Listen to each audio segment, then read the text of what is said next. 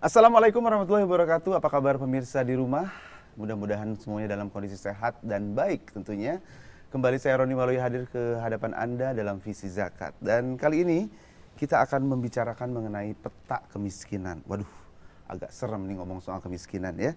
Nah, kalau kita tahu bahwa ternyata menurut data yang ada di contekan saya ini, menurut BPS Maret 2010, tercatat 31,02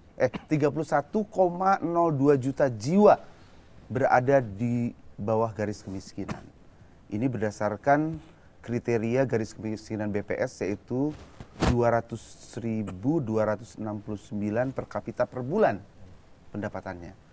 Namun jika kriteria itu dirubah dengan memakai kriteria garis kemiskinan Bank Dunia, yaitu $2 per hari, maka jumlah penduduk miskin di Indonesia bisa mencapai angka 100 juta. Waduh. Masih adakah harapan bagi kaum miskin di Indonesia? Nah, kita akan ngobrol ya, tentunya dengan seorang pakar yang sudah saya undang pada kali ini. Beliau dari Lembaga Demografi Fakultas Ekonomi Universitas Indonesia, Insinyur Zainul Hidayat MSI. Assalamualaikum, apa kabar? Waalaikumsalam warahmatullahi wabarakatuh. Kabar baik, Mas. Seger aja nih. Berbicara mengenai kemiskinan, ya. Boleh nggak dirubah ya namanya ya? Ketidaksejahteraan lah misalnya gitu ya. Biar sejahteranya yang tercatat gitu, jangan miskinnya. Iya. Sebenarnya apa sih yang kita tahu di sini ada 31,02 juta jiwa orang yang berada di garis kurang sejahtera tadi. Apa sih sebetulnya yang menyebabkan kok angka ini tidak pernah beranjak, bahkan malah naik terus gitu loh? Ya, tahun 2009 tercatat angka kemiskinan kita menurut BPS itu 31, sekian juta. Tahun 2011 kita berhasil menurunkan sedikit menjadi sekitar 30 juta. Ya. Dikit ya? Dan dari segi persentasenya kita turun menjadi 12,45 gitu ya. Gitu. Nah, kita dengan beberapa program yang dilakukan oleh pemerintah, kita berhasil sebetulnya menurunkan angka kelahiran. Saya ingin menegaskan semua, menurunkan angka kemiskinan. Nah sebenarnya ya definisi miskinnya dulu nih harus dijelaskan. Betul. Apakah mereka hari ini makan, besok enggak, besoknya makan, besoknya enggak, itu apa gimana nih? Iya, dari segi kriteria kuantitatif yang dibangun oleh BPS ini kan menggunakan garis kemiskinan. Ini kan kita lucu kalau kita bicara tentang garis kemiskinan, kalau kita terjemahkan menjadi ke dalam sosial gitu ya. Orang seringkali tidak sadar bahwa dirinya itu miskin atau enggak. Gitu kan. Nah, awal mulanya kita kan sebetulnya mencoba kebutuhan basic need dari seseorang. Mulai dari kebutuhan makan, sandang, pangan yang standarnya seperti apa. Kemudian itu diterjemahkan menjadi bentuk uang. Gitu kan. Nah, bentuk uang inilah yang kemana-mana atas dipakai. Gitu ya. Nah, sekarang garis kemiskinan yang diterapkan di Indonesia itu sekitar 233-an. Untuk nasional, tetapi yang paling tinggi sebetulnya di DKI Jakarta sampai mencapai 350-an per bulan per kapita ya. Ya, gitu. Nah, sekarang kebanyakan masyarakat kurang sejahtera ini ada di mana sih? Perkotaan kah, desa kah? Menurut catatan demografi ataupun data demografi yang ada? Iya, kalau masalah kemiskinan memang ini kan garis kemiskinan antara kota dan desa beda, Mas Roni. Lebih tinggi di kota. Orang yang miskin di kota belum tentu di desa miskin maksudnya. Iya, garis kemiskinan berbeda. Seringkali tapi kebutuhan orang untuk hidup basic need kan sebetulnya sama ya. Gitu ya. Makan lah istilahnya kan, makan 3 kali sehari. Gitu. Sandang, papan, paling nggak bisa berteduh gitu kan. Cuman standarnya yang beda. Standarnya beda. Seringkali kan kalau di desa-desa itu kan kebutuhan untuk di luar pangan itu kan juga mungkin lebih murah dibandingkan dengan di kota. Kemudian kebutuhan pangan juga untuk nanam sendiri dan seterusnya itu masih ada kesempatan di desa, sementara di kota mungkin sudah enggak gitu ya. Nah, itu yang membedakan antara desa dan kota. Nah, tapi kalau dari sisi jumlah memang lebih banyak di pedesaan. Oh, lebih banyak di pedesaan. Lebih banyak di pedesaan. Artinya sebetulnya program-program pemerintah kan sekarang lebih konsentrasinya kemana? Ya, sebetulnya imbang ya antara desa dan kota. Tapi memang karena di kota ini lebih banyak aksesibilitasnya, lebih mudah untuk dijangkau dan lebih mudah untuk dipropagandakan, sehingga lebih menjadi amatan dibandingkan dengan di desa-desa. Dan di desa itu kondisi sangat fluktuatif sekali, gitu ya. Sangat bervariasi sekali kondisi. Nah sekarang langkah apa saja sih yang sudah dilakukan untuk mengantisipasi? Artinya kan sudah berhasil diturunkan nih angkanya. Ya. Untuk ke depan pasti ingin lebih turun lagi dong. Langkah-langkah apa saja kira-kira yang? Ya, kalau kita tidak tahu tentang penyebab kemiskinan, mungkin kita akan sangat sulit ya untuk mengurai benang kusutnya kemiskinan di Indonesia, gitu ya. Saya paling tidak ada 3 lah, ya 3 catatan yang penting tentang kemiskinan ini. Yang pertama memang masalah miskin ini adalah orang yang memang tidak mampu. Tidak mampu mencapai kebutuhan dasar tadi. Secara ekonomis. Secara ekonomis. Makannya dia nggak mampu dan seterusnya. Gitu ya. Kemudian yang kedua, masalah akses. Oke. Gitu ya. Berarti tempatnya ya. Ya, akses pendidikan, akses kesehatan segala macam gitu ya. Akses terhadap pekerjaan gitu ya. Kemudian yang ketiga adalah orang yang termarginalkan, orang yang terpinggirkan. Yang dia sebetulnya dari dulu sampai sekarang kerjanya tetap aja segitu. Cuman karena kondisinya berubah dan dia nggak berubah sehingga dia menjadi dia yang berubah atau memang lingkungan yang tidak bisa? Dia tidak bisa berubah. Dan sementara lingkungan berubah terus, sehingga mereka itu termarginalkan, terpinggirkan terus gitu loh. Nggak bisa. Berarti antisipasinya di 3 kategori ini beda-beda dong? Beda-beda, betul sekali. Yang mana yang paling sulit? Yang paling sulit sebetulnya adalah memang yang harus menjadi tanggung jawab pemerintah terbesarnya adalah orang yang tidak mampu memenuhi kebutuhan. Pemerintah harus menanggung beban itu, gitu ya. Kemudian yang kedua tadi yang masalah akses, pemerintah harus membuka akses, gitu loh. Kalau yang termarginalkan tadi itu, yang kelompok ketiga itu lebih banyak kepada pemerintah harus mendorong suatu sistem sosial sekitarnya. Harusnya masyarakat bersama-sama mereka, bersama-sama masyarakat yang miskin tadi, itu bergerak bersama, jangan ditinggalkan mereka.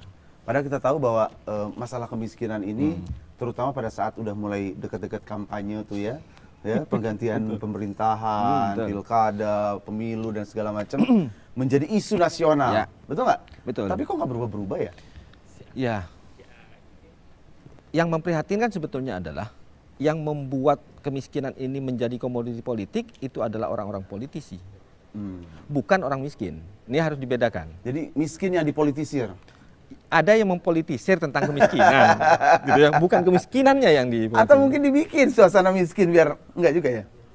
Bisa jadi. Sebetulnya dalam konteks di beberapa kajian yang memang agak ekstrim gitu ya. Ada yang memang ini adalah dampak dari suatu faham ketika kita melakukan atau proses pembangunan yang berbasis pada individual, maka pasti ada orang yang tercecer. Berbeda sekali dengan kalau kita membangun suatu wilayah dengan basis sosial, kebersamaan, gitu ya, community yang harus dibangun, maka hal-hal yang kecil tadi itu adalah menjadi tanggung jawab yang komoditi. Komoditi lah yang bergerak bersama terus. Gitu. Dia menjadi tanggung jawab komoditi tersebut, gitu. Komunitas tersebut, gitu ya. Ini menarik sekali nih obrolannya dengan Mas Zainul, karena semakin jauh ternyata kemiskinan ini tidak hanya sekedar angka sebetulnya. Artinya mungkin kalau secara angka hanya 31 atau 30 juta tadi ya. Tapi secara mungkin jiwa gitu ya. Orang yang merasa miskin itu sangat banyak, jauh lebih dari ini. Baik, obrolan kita akan lanjutkan, Mas Zainul. Tentunya kita akan lebih tahu lebih banyak sebenarnya bagaimana cara kita lebih mensejahterakannya. Kita fokusnya ke situ ya. Kita akan kembali setelah yang berikut ini.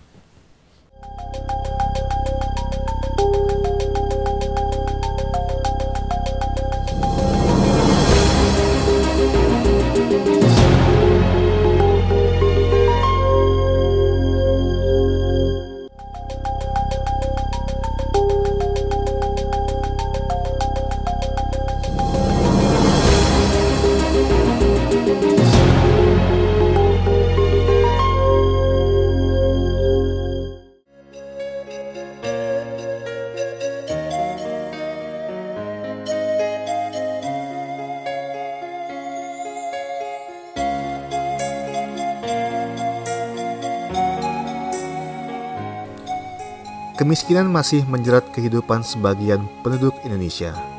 Keberadaan warga miskin, baik di perkotaan dan pedesaan, adalah beban bagi pemerintah untuk mengatasinya. Hingga Maret 2012, data Badan Pusat Statistik Indonesia menunjukkan jumlah penduduk miskin sekitar 29,2 juta orang, turun dari angka 31 juta pada tahun 2010 yang lalu. Meski semakin turun, angka kemiskinan sebesar 29 juta jiwa lebih ini masih dibilang mengkhawatirkan. Banyak faktor penyebab munculnya kemiskinan, di antaranya laju pertumbuhan penduduk yang tinggi, rendahnya angka pendidikan, tidak meratanya pendapatan dan pembangunan. Islam memiliki cara untuk mengatasi kemiskinan.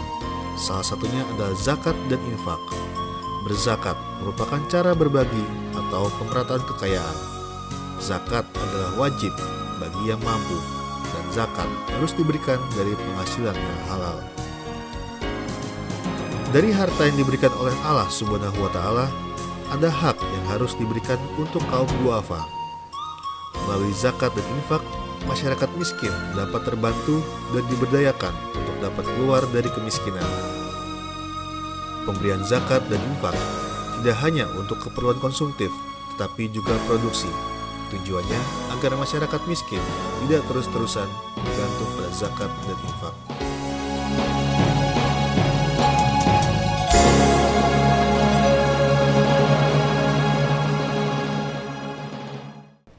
Ya, Mas Zainul, kalau kita lihat tadi tayangan ya, bagaimana permasalahan mengenai mencoba untuk mengatasi masalah kemiskinan ini. Kalau kita lihat Undang-Undang Dasar 45, jelas dikatakan bahwa fakir miskin dan anak terlantar dipelihara oleh negara. Tapi dipeliharanya sampai sejauh mana? Ya? Anda melihat seperti apa? Ya. Kalau dipelihara, dalam satu sisi kita memilih pemahaman gitu ya, dipelihara atau tetap dibiarkan atau menjadi komoditi yang lain atau menjadi tanggung jawab pemerintah untuk harusnya kalau jadi tanggung jawab dong, harus jadi tanggung jawab harusnya. Iya. Jadi kalau saya melihat dari sisi pure tentang kemiskinan, terlalu berat kalau pemerintah memiliki tanggung jawab sepenuhnya terhadap masalah kemiskinan, terutama tadi yang berbasis pada tadi nih. Gitu ya, yang termarginalkan, gitu loh. Nah, tanggung jawab pemerintah untuk melindungi orang yang termarginalkan itu cuma satu, mempertahankan daya belinya. Seringkali kita bekerja seperti biasa, tetapi karena ada nilai tukar yang berubah, sehingga harga melonjak dan seterusnya, dia jadi termarginalkan. Jadi pendapatannya segitu-segitu aja. Gitu iya. Nah, peran pemerintah sebetulnya adalah menjaga itu. Jangan sampai ada orang yang termarginalkan. Asal kebutuhan pokoknya tetap terpenuhi. Iya. Nah, kalau gitu mungkin ya, ini mungkin salah satu solusi. Kita akan ngobrol apakah dengan zakat bisa mengatasi masalah kemiskinan ini. Kita akan hadirkan Direktur Eksekutif dari Dompet Duafa, Bapak Ahmad Juwaini. Nah, ini dari tadi ditungguin sebenarnya nih. Waalaikumsalam. Ini masalah kemiskinan, ya. Kesejahteraan lah ya. Kita akan mesejahterakan. Apakah dengan zakat bisa membuat lebih sejahtera hidupnya? Karena kita tahu bahwa sebetulnya ya dalam hadis pun dikatakan sebagai umat yang mempunyai kelebihan itu wajib membantu yang memerlukan atau kekurangan. Bagaimana nih Mas Ahmad? Ya banyak orang yang dengan ditolong dengan zakat berubah dari tadinya miskin tidak miskin lagi, itu banyak. Beberapa orang misalnya yang dulu waktu lulus SMA dia seperti masa depannya gelap karena tidak tahu harus melanjutkan, tidak punya uang. Kemudian sampai ke kita, ke Dompet Duafa, terus kita kasih bantuan beasiswa, dia lulus kuliah, bahkan akhirnya bisa bekerja di tempat yang cukup bagus perusahaannya. Bahkan sekarang bisa menyumbang lagi untuk adik-adiknya lagi. Nah, ini menarik. Karena kita tahu bahwa yang harus ditolong itu urusan perut dulu, ya. Apakah artinya gini, kita kasih pancing dulu, kasih pancing atau kasih ikan dulu? Iya, pancing dan ikan kali. Kan ada yang terus-terusan ngasih ikan, ya udah kebiasaan dikasih ikan terus, nggak maju-maju juga. Betul. Gimana nih Mas? Iya, bagaimanapun juga kalau sedang lapar memang harus diatasi kelaparannya. Sampai ada hadis bahwa orang miskin itu tidak bisa dipaksa bekerja kalau sedang kondisi lapar gitu. Jadi memang laparnya harus diatasi dulu. Cuma setelah kita bantu mengatasi laparnya itu, dia tidak boleh terus-menerus dikasihani dengan belas kasihan, dan dia juga jangan senang gitu dengan belas kasihan itu. Dia harus melakukan perubahan. Oh, dia senang ada Dompet Duafa, tenang aja gitu kan. Yang penting aman dekat-dekat dompet duafa? Nggak, karena sementara saja, sebenarnya hanya sementara saja bantuan yang sifatnya untuk charity seperti itu tuh sementara saja. Nah, terus lanjutannya apa programnya? Ya yang bersifat membuat dia jadi mandiri, buat bisa bekerja, bisa berwirausaha. Dikasih pelatihan kah? Iya, dengan pelatihan, dengan pembekalan, pendampingan. Bahkan kalau pengusaha kita bantu juga inkubasi, proses inkubasi sampai dia mulai bisa siap lah Bisnis kira-kira. gitu ya. Betul. Nah, sekarang masalahnya yang miskin kan, oke, saya setuju kalau mereka juga dikasih kailnya ya, Betul, selain betul, ikannya. betul. Tapi kan artinya ada yang usianya memang pas untuk masa bekerja. Iya. Kalau untuk yang sudah lewat gimana? Atau yang masih anak-anak gimana? Ya kalau yang masih anak-anak kan sekolah dulu ya. Anak-anak kan sekolah dulu tugasnya. Jadi kalaupun dia miskin ya dia kita teruskan untuk sekolah dulu lah. Gratis? Iya, sekolahnya gratis. Wah. Nah, kalau yang sudah jompo kita siapkan untuk hidup jompo yang tidak terlalu menderita lah kira-kira gitu. Jadi karena begini, kalau orang jompo yang tidak mampu bekerja, memang dia boleh tidak bekerja. Kalau memang sudah tidak mampu bekerja. Tapi kalau dia masih merasa mampu, di beberapa negara lain kan banyak orang yang sudah tua-tua tapi masih kerja ya. Kalau di Indonesia memang biasanya kalau udah tua itu cenderung untuk duduk di kursi goyang. Pensiun gitu ya? Iya, menghabiskan waktu seperti itu. Ada panti jompo yang dibina oleh... Belum. Kita membina belum ada, tapi membantu panti jompo ada, kita bantu. Oh, Jadi yang sudah ada. Iya, jadi tapi bukan dikelola langsung oleh kita. Panti jompo itu dikelola yayasan lain, kita membantu, mendanai saja. Anda melihat lembaga-lembaga seperti Dompet Duafa melakukan pengumpulan dana zakat, kemudian membantu orang miskin. Apa bisa mengatasi masalah kemiskinan ini? Saya tahun 2008 pernah mencoba ngotak-ngatik tentang zakat. Kita definisikan sebetulnya kalau orang itu punya pendapatan 25% di atas atau 30% yang teratas gitu ya, kita anggap sebagai muzaki. Dan kita ambil sekian Orang-orang persen. terkaya di Indonesia lah istilahnya. Iya, Ya? pendapatan kan kita ada tuh pengeluarannya mereka gitu kan, kita estimate gitu ya. Sebetulnya kita cukup besar ya muzaki kita, gitu ya. Orang-orang yang jadi muzaki di kita itu cukup besar, hampir sama lah ya jumlahnya dengan jumlah lebih besar malah ya, lebih besar, lebih banyak muzakinya daripada mustahik yang miskin tadi. Lebih banyak sebetulnya. Ya kalau dilihat dari jumlah kan masyarakat Indonesia kan ada 240, yang miskinnya cuma 30 nih. Berarti 210 juta Iya. aman dong. Aman. Jadi Sebenarnya sebenarnya harus atas bisa hilang di 30 Ya jutanya. secara matematis saja, kalau di sini muncul kelebihan, di sini ada kekurangan, tinggal plak itu bagi rata, sebenarnya selesai urusan. Betul. Tapi nggak semudah itu kan. Tentu sekarang masalahnya adalah mekanisme gimana cara menarik dari sini. Kita akan obrolin ya. Gitu. Lebih lanjut mengenai mekanisme ini. Kenapa kalau kita lihat perbandingan antara orang yang di atas garis kurang sejahtera tadi lebih banyak, tapi kok yang miskin tetap ada juga. Kita lihat setelah yang berikut ini.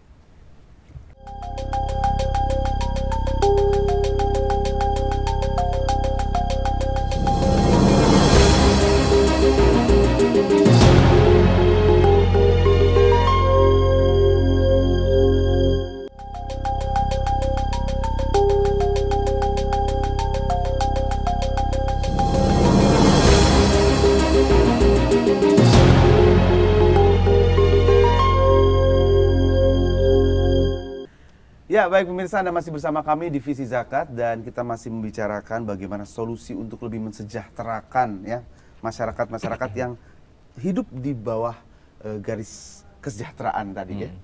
Saya bilangnya kan kesejahteraan, biar lebih sejahtera. Tadi dikatakan bahwa ternyata jumlah kalau dilihat dari angka memang betul ya, yang di atas garis kesejahteraan itu memang lebih banyak. Artinya paling cuma berapa persen? Hampir 70% ya, 60-70%. Kok nggak tuntas-tuntas masalahnya? Kenapa? Mekanismenya apa sebenarnya yang salah? Ya, yang pertama sebetulnya kita harus jeli sekarang, ya, membangun kebersamaan dari orang yang punya kelebihan. Selama ini kan kita seakan-akan kita punya tanggung jawab, punya hak untuk menarik duitnya orang yang kaya tadi. Nah, itu sebenarnya pendekatan yang tidak akan pernah efektif. Karena cenderung orang semakin kaya atau ingin ditarik, nggak mau. Harusnya ditumbuhkan kesadaran bagaimana dia sebetulnya untuk memiliki kesadaran untuk membantu orang. Kalau kesadaran itu udah mulai tumbuh, maka nggak perlu ditarik-tarik.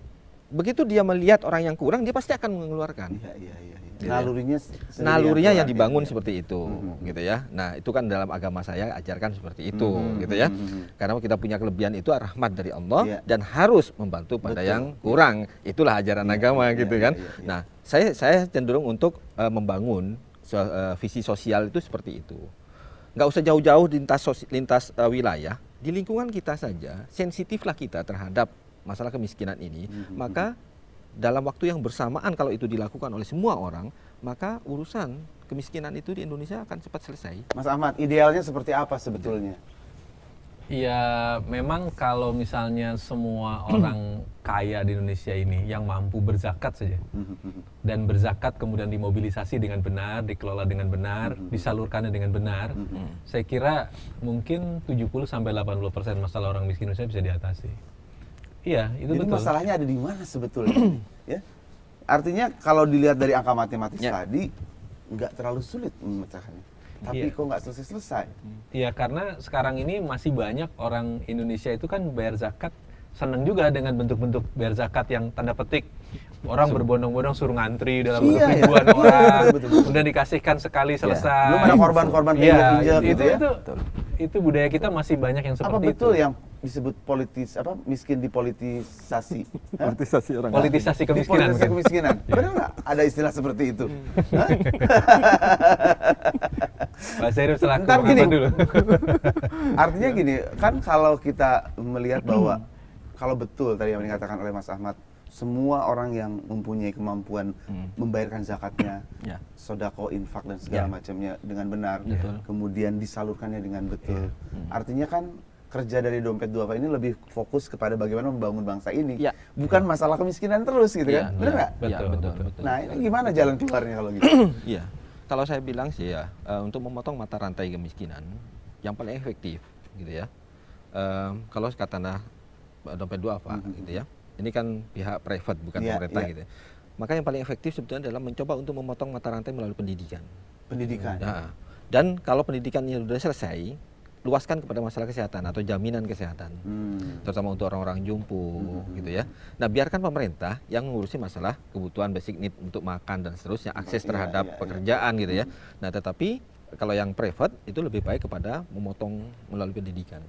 Penyiapan SDM. Atau gitu. jangan-jangan bangsa Indonesia itu jiwa miskinnya terlalu besar gitu jadi. ada loh yang sampai menganjur-anjurkan agar kita hidup miskin gitu. Tuh kan? Ya, saya kira bahkan dalam Anti sebagian kemapanan gitu ya? bahkan sebagian umat pun ada yang mengira bahwa kemiskinan itu bagian dari ketakwaan gitu. Sampai ada yang berpikir seperti itu gitu. Ini adalah kenyataan gitu bahwa kita melihat seperti itu. Waduh. Nah, sekarang ya bagaimanapun juga pasti kita ingin bahwa bangsa ini akan terus semakin baik ya dari sisi kesejahteraan ekonominya. Kira-kira apa yang ingin disampaikan nih Mas Zainul?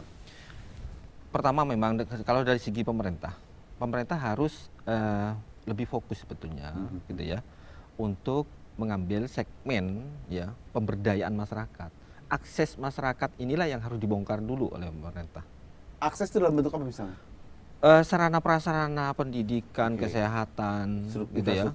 Kenapa di kota itu lebih mudah untuk mengatasi masalah kemiskinan? Karena memang aksesibilitas masyarakat lebih mudah dibandingkan di desa. Nah, sementara di desa itu kendalanya adalah aksesibilitas. Itu yang tidak mungkin di-handle oleh pihak swasta. Harus pemerintah ini handle. Nah, pengentasan kemiskinan, penyiapan SDM, kalau pemerintah kewalahan, bekerja samalah dengan private. Galanglah persatuan, persamaan ya, kebersamaan lah dengan pihak private untuk ngambil segmen tentang pemberdayaan. Bisa tuh? Penyiapan bisa sangat bisa. Kenapa? Karena banyak sebetulnya orang-orang private, gitu ya. Banyak orang-orang kaya yang nunggu sebetulnya, asal bisa dipercaya. Gitu loh. Cuman masalahnya kan kalau nggak bisa dipercaya kita juga nggak mau investasi. Itulah disebut kepercayaan itu mahal ya. Iya betul. Gitu. Ya syukur kita punya Dompet Duafa yang mesti bisa dipercaya gitu ya. Sehingga orang nggak segan-segan untuk bayar gitu ya. Nah kemudian penyadaran terhadap masyarakat. Jangan sampailah masyarakat itu merasa bahwa dirinya itu senang dalam hidup kemiskinan gitu. Saya sampai sekarang belum percaya benar gitu ya. Kalau bangsa Indonesia ini merasa yakin gitu ya, merasa enak dengan kemiskinannya. Karena yang saya tahu gitu ya, selalu kita lebih baik memberi daripada menerima. Itu yang kita ajarkan dari Nah, itu kecil. yang harus gitu kan? ditumbuhkan ya. Iya, karena rukun Islam kita itu kan juga ada haji, butuh biaya yang mahal. Iya. Artinya membutuhkan orang tuh melewati batas kemiskinannya.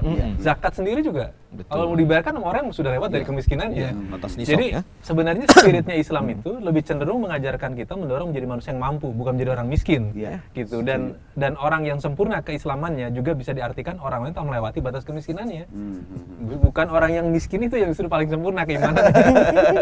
Seakan-akan dibuat gitu miskin. Ayo biar kelihatan seru gitu kan. Betul. Ada himbauan lain mungkin? Ya, saya kira pada kondisi saat ini di mana bangsa Indonesia masih memiliki jumlah orang miskin yang cukup lumayan ya, meskipun 30-an juta tadi, saya kira tugas kita semua untuk berkontribusi, salah satunya yang bisa kita lakukan juga bagi orang-orang yang mampu, bagi orang kaya, mendonasikan dananya dengan zakat, infak, sedekah, dengan tanggung jawab sosial perusahaan atau apapun yang bisa didaya gunakan untuk mengatasi kemiskinan. Itu merupakan tanggung jawab kita semua, saya kira. Ya tinggal sekarang artinya balik lagi ya. Percaya, rasa percaya itu.